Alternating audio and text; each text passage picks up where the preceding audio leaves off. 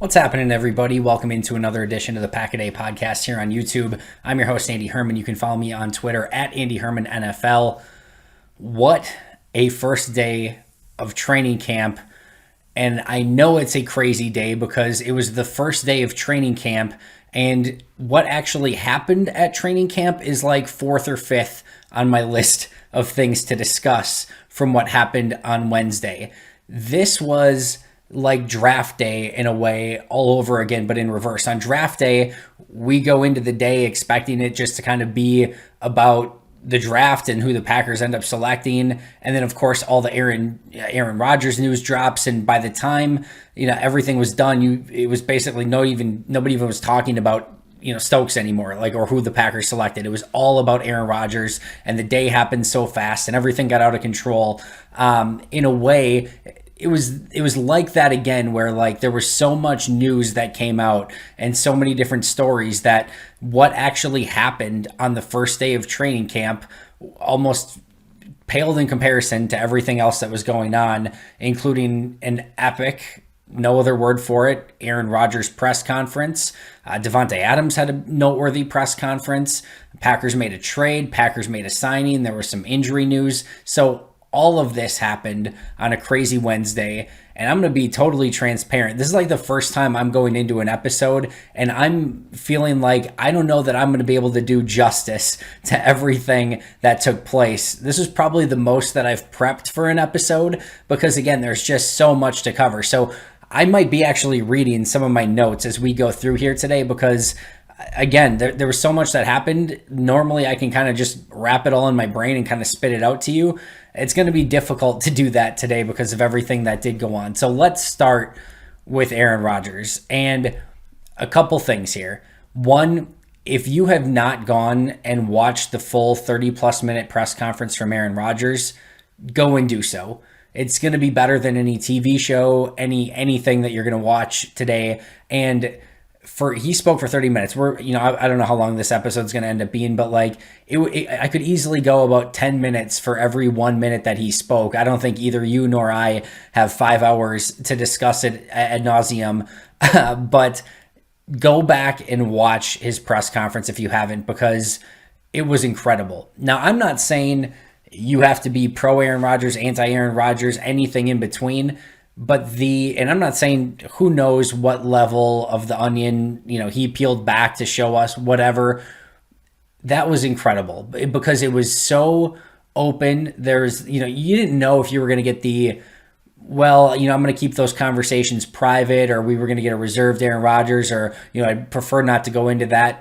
This was a 30-plus minute session of what almost seemed therapeutic to Aaron Rodgers. Maybe it wasn't. Maybe it was a pain, probably was. But of just him getting everything out after not talking all offseason. And if there's any question if he was just going to keep this stuff private or not talk about it in great detail, that flew out the window immediately because Tom Pelissero asked just kind of a basic question to begin with, and he goes 6 minutes on the entire ordeal and was very open and very candid and held back no punches. I'm sure he held back some, but you get my point. And to the point where when I'm sitting there, in the press conference room, I'm obviously have my laptop up. I'm ready to tweet. And if you've followed me along on Twitter, I'm pretty good at getting some of those quotes out pretty quick. And it got to the point where I'm like, there's no point. There's nothing I'm going to tweet out that's going to do any of this justice. And I just literally, I think, closed the laptop and just watched him go for 30 minutes. And it's definitely something that I'm going to remember for a while, just being there and seeing him open up like that. Again, it was Zach Cruz wrote about it afterward, and he said unforgettable. And I think that's a perfect word for it. And again, no matter what side you fall on this, good, bad, indifferent, somewhere in the middle, I don't know how you can have anything but appreciation for how he opened up and kind of let everything out. Now, you can make the argument that if everything was great and everything was perfect and he was, in love with the Packers and everything that was going on in the organization, maybe he doesn't do that, right? So you can make that argument, certainly. But I think after months of this going on and people saying, hey, we would love to hear from Aaron Rodgers, we heard from Aaron Rodgers, and again, he held back almost nothing. I'm sure there's a couple things he held back, but it was again unforgettable to say the least. A couple big things here that I had as takeaways from Aaron Rodgers' press conference. Number one, a lot of the stuff that we thought was the issue, right? The people stuff that he kind of talked about with Kenny Mayne, some of the stuff with Jake Kummerow, how they've handled previous players, Randall Cobb, Jordy Nelson. He went through a laundry list of those players. A lot of that stuff ended up being true. It seems like it wasn't really about the money. It was more about respect and communication and how they've handled certain issues and not involving him in some of the conversations. So those two things are his say and involvement over the roster, and then two, how those players were treated upon exit and towards the end of their career. So I want to go over those two things in a little bit greater detail because, again, those were the two big things that I had as takeaway. So I think both of them are misconstrued a little bit. So with say over the roster, right, and like these transactions. Now, I don't think there's any question that Randall Cobb coming to Green Bay is completely because of Aaron Rodgers. In fact, Brian Gutekunst basically said that in his opening press conference. But outside of that, I think what Aaron Rodgers was very clear on, it's not like he wants to be the GM. It's not like he wants to say, we have to keep this player. We need to cut that player. We need to go out and sign or draft this player. What he's saying, and he brought up the word like consultant and recruiter a couple different times, he wants to be involved in those conversations to help the organization and give his unique perspective on that. And I totally understand that. And I totally respect that. And coaches coach, GMs handle all that. Russ Ball handles the business side of things. Players play. I get that's the sort of old school way of thinking on these things. But how you have to at least have the conversation with a player like that, right? Matt LaFleur, for example. I think Matt LaFleur is a tremendous example of this.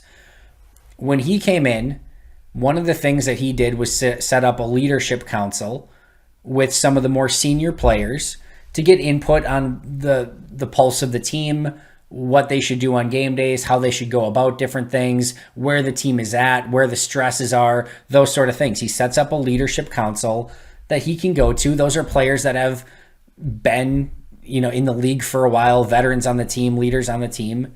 He sets that up so that those players get a say in things.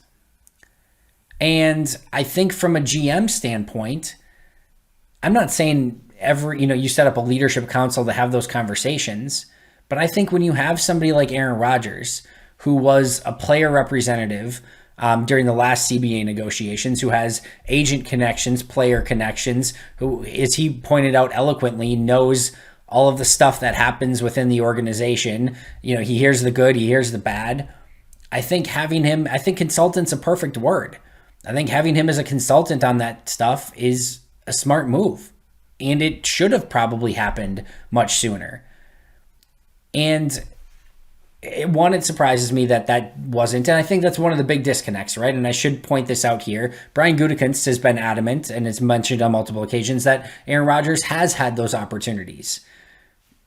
Rodgers is saying that's not the case. So that's one of those he said, she said sort of things. And I'm sure, again, the truth is somewhere in the middle. But I tend to believe here that Rodgers probably didn't get as much say as maybe a player of his stature probably should have received.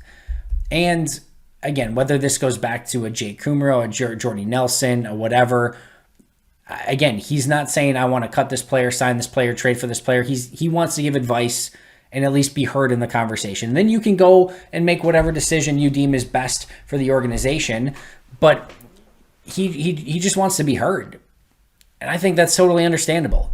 So I think the misconstrued part of that is that he wanted final say over certain transactions. I don't see it as that. And I think he kind of painted that picture today. I think the other thing that, again, got misconstrued a little bit was the exits of specific players. Woodson, Nelson, Cobb, Peppers. And he did bring up some contracts for specific players and say, hey, these guys are willing to come back for less money and things like that.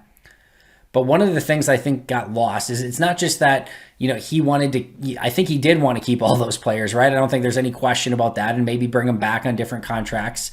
But the piece I think that was lost was the fact that he brought up it's not just that they didn't come back or that they were released or that they were, moved on or whatever.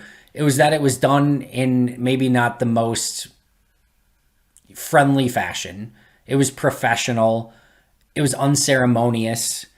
Like there was no, and I went back and I thought about this. I didn't research it. I didn't go back and see what the Packers did in those situations. But my recollection of it, right or wrong or indifferent, but my recollection of it, Charles Woodson for sure. My recollection of Charles Woodson is that like he was released, quick statement by the team, and that was it.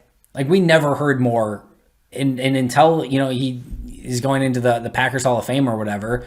That was kind of it for Charles Woodson. It was a very unceremonious release, and he moved to the Raiders, and that was kind of it. Jordy Nelson, I feel like the same thing. Julius Peppers, same thing. Randall Cobb, same thing. You'll see organizations that when they move on from a player, there's a lot of pomp and circumstance surrounding and celebrating the career that they had. And again, maybe some of that stuff happened and I'm not remembering it, but to an extent, I can agree with that as well, that it seems very much like the Packers are very business focused, and there's this old Ron Wolf Packer way. You release somebody a year early before you release them a year late. I understand that. A lot of times that's what's best for business.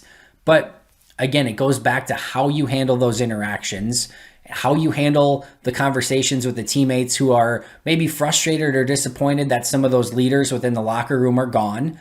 And all of that stuff takes a great deal of care. And I think what I got again out of Aaron Rodgers today is he wants to inspire some of that change to say, hey, these people in the organization also matter. Like, I get that you need to work, this is a business and you need to look out for number one, which is the organization. But that doesn't mean it always has to be at the expense of the player where you cut ties and then it's goodbye, see you later. We're good until maybe we're going to induct you into the Packer Hall of Fame at some point, if in fact that happens. And for players like a Brett Good or, maybe even a Julius Peppers, because he had a short stay, that stuff may not happen, right? So I think that's, again, two things that I think a lot of people wanted to make it out as to, Rodgers just wanted to retain all these players or have say over the roster, things like that. I didn't take it that way. And again, maybe I'm sure there's shades of gray here, but I took it more as he wants to be a part of the conversations, and he wants to see, even if you're going to let go of some of these players, can we do it in a little bit better way that makes them feel a little bit more respected on their way out the door? So that all made sense to me. As I mentioned, he mentioned on a couple occasions that he wanted to be more of a consultant and a recruiter. And think of it this way. Aaron Rodgers has been within the organization for 17 years. Matt LaFleur's been there a couple. Russ Ball, I think, has been there like 13. There's a lot of people in this. Mark Murphy's been there right around the same time, because obviously he was there for the Favre Rodgers stuff. But he's been there for almost the same amount of time as a lot of these people making making the major decisions in the organization. And you can understand why, again, there's this, the sports are weird, right? He's making more than all those guys combined. And he's insanely important to the organization. He's been there for 17 seasons, including him in those conversations. Again, going back to that aspect, I think makes a ton of sense. But you can understand how when you've been there for that long, you want to be involved, and you care about the team, you care about the product on the field, you care about winning, you care about your teammates, you care about the organization. I think that's one of the other difficult things that in a way is come out of this for me, is you've got Brian Gutekunst, who, by the way, has been with the organization for 23 years. Aaron Rodgers, who's been there for 17. And you have two people that you can tell where a ton of this stems from on both sides is wanting to do what's best for the Green Bay Packers.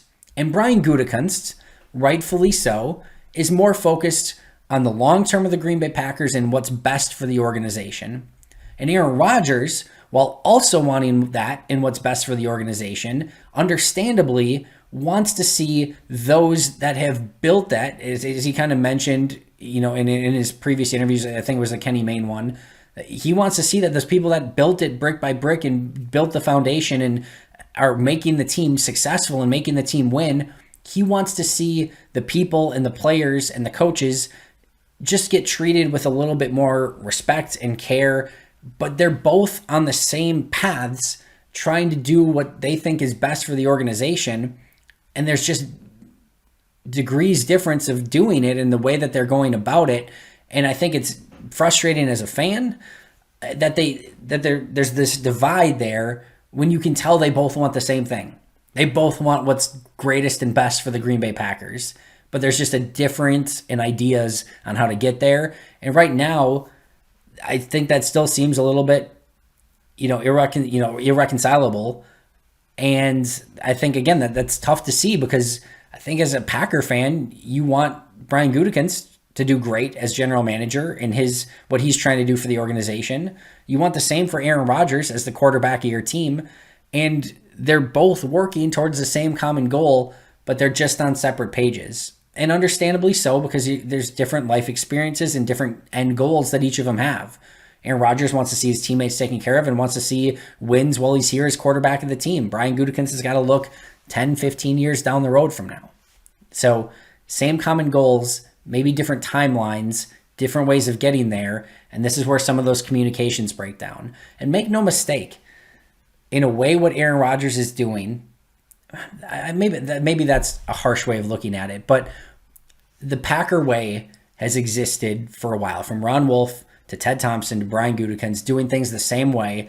Little hiccup in the middle with Mike Sherman, but doing the things the same way for a long period of time, and looking at it more organizationally and what's best for the team. And Aaron Rodgers right now is working as an agent of change to say there's things within that Packer way that maybe were great in 1996 that don't quite fly as well in 2021.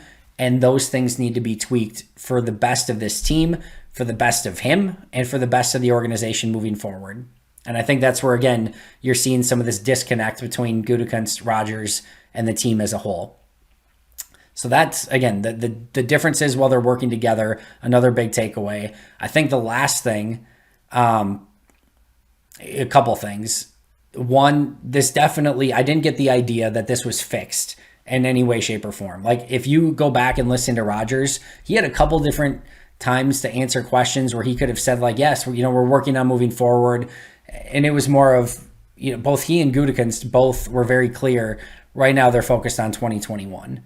And just if you listen to Rodgers' tone, and he's always calculated in how he says things, right? But like, this was more serious and somber, I would say, than cheery and happy. And I think that's, I do think he's all in. I do think he wants to win. I do think he wants to go out and perform well with his teammates, and we'll get into practice in a moment. But I left that and watching it a second time feeling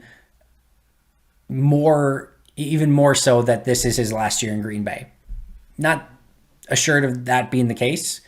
This could bend a million more times before we get to the final destination. But again, based on what I said the other day with reading the tea leaves and how the contracts are set up and just everything, and then listening to Aaron today in the presser, the feeling that I got was even more so that this is probably his last year in Green Bay.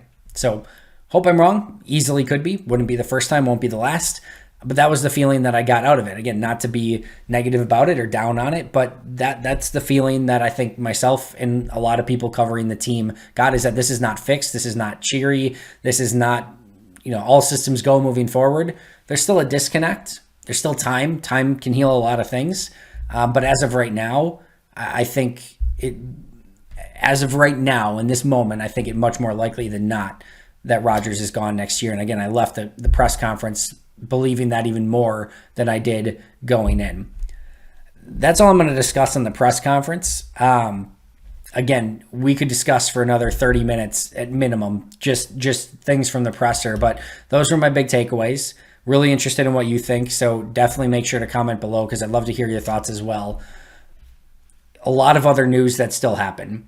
Packers officially trade for Randall Cobb. They give a 6th-round pick to get Randall Cobb back. They also get the Texans to take on $3 million of that contract, which is huge. Also, it was reported, so initially it was reported that he's going to be under $3 million this upcoming season for his salary cap hit. So that means not only did the Texans take on money, but either Randall Cobb took less money or he restructured and more money's going to go from future contracts. But Great news that the Texans ate $3 million of that deal, so it's going to be closer to about $5.4 million in total if he didn't restructure. That it'll count whether it's this year, next year, and void years, whatever. Or if he did restructure, maybe even less than that. But at most, it should be $5.4 million total. So that's a huge piece of this. Obviously, only giving up a 6th-round pick is another really nice piece. Again, Green Bay is going to be expected to be a playoff team, so that hopefully, likely, is a late 6th-round pick. So you're not really batting an eye on that. So I think Green Bay, given the situation and circumstance, did a good job in figuring out this deal. A couple other things that I meant to mention about Randall Cobb when I discussed him in more detail yesterday. One, obviously, great mentor for Aaron Rodgers, and that's going to pay probably some huge dividends down the road. And more importantly, I think Cobb comes into a situation where he doesn't necessarily have to be the playmaker, the guy, right? Like, there are a million mouths to feed on this offense, and he just has to, sort of do his job, play his part. There's going to be a lot of opportunity. Rodgers is going to try to get him the ball on certain occasions, and I think that's a really great spot for Randall Cobb to be at this point in his career, as he's now in his 30s, right? So I think, and as I mentioned yesterday, he sneakily fits really well within Matt LaFleur's offense as well. So, well, I think this is an arranged marriage a bit between the Packers and Randall Cobb. Doesn't necessarily mean that it's a bad one. And again, I think he fits well in the offense, can mentor Amari, obviously makes Rodgers a little bit happier in this journey that he may not be the happiest on. I think Randall actually fills a lot of that in just by his presence in Green Bay. And again, I think it's a great spot for Randall at this point in his career, where he doesn't have to be a 60, 70 catch guy. He could just be part of an offense that's already clicking on all cylinders, and he can add a little bit different dimension than maybe the Packers have had these last couple seasons. Not done there. Packers also reportedly signed Dennis Kelly, first reported by Tom Pelissero. Also reported, I believe, by Tom Silverstein, that it sounds like if this happens, that there could be a move from Billy Turner from right tackle to left tackle while Bakhtiari's out, which would put Dennis Kelly as the starter at right tackle. I'm sure this is going to be a Matt LaFleur best 5 guys on the field sort of thing.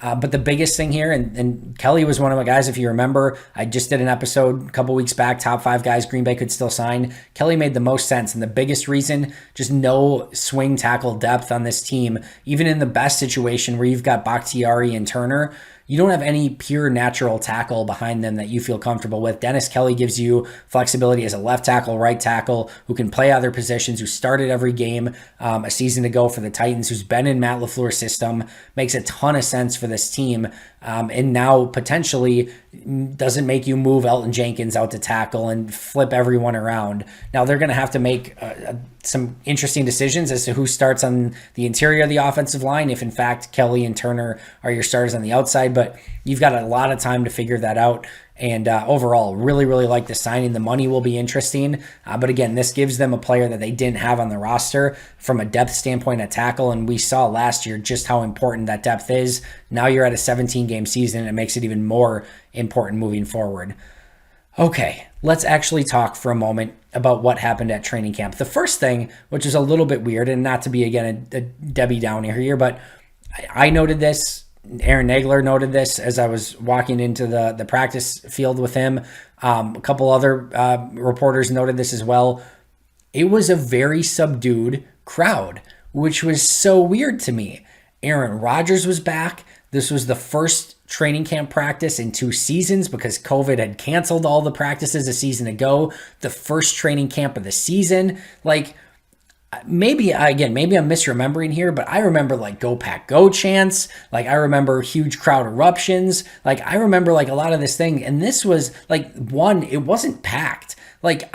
Training camps were packed, and maybe people had COVID concerns, or I don't know. And it's a Wednesday, 10 in the morning or whatever, but that's never seemed to stop people before. It was great weather. And like I said, it wasn't even a packed house. There was no lines to get in, which I was shocked by. And even the people that were there, again, it was a very subdued crowd. So that was very surprising to me. As far as on the field, first of all the drama of this offseason aside, Aaron Rodgers was there taking snaps as quarterback of the Green Bay Packers, and it was freaking awesome. Forget everything else. Put your feelings aside as to how you feel about the situation, how it's going to end moving forward. it was so good just to see Aaron Rodgers as quarterback of the Green Bay Packers taking snaps again. It felt totally natural. It felt at moments like nothing had ever happened. And I think probably the Packers and the fans needed just to see that. And it was really cool to see just him donning number 12, the red jersey, out on the field. And if there's any question as to is he all in, how is he going to do this? He was consistently coaching players on the side. He took Kirk Benkert off to the side for a moment, was coaching him up. He had a play after I think Jay Sternberger had a drop where he was going over different things with Jay Sternberger and how to run a specific play, how to do a couple different things. Like, he was taking time to coach up players. Like, he's there. He wants to win, and he wants all these guys to succeed. So you can definitely put that to the side.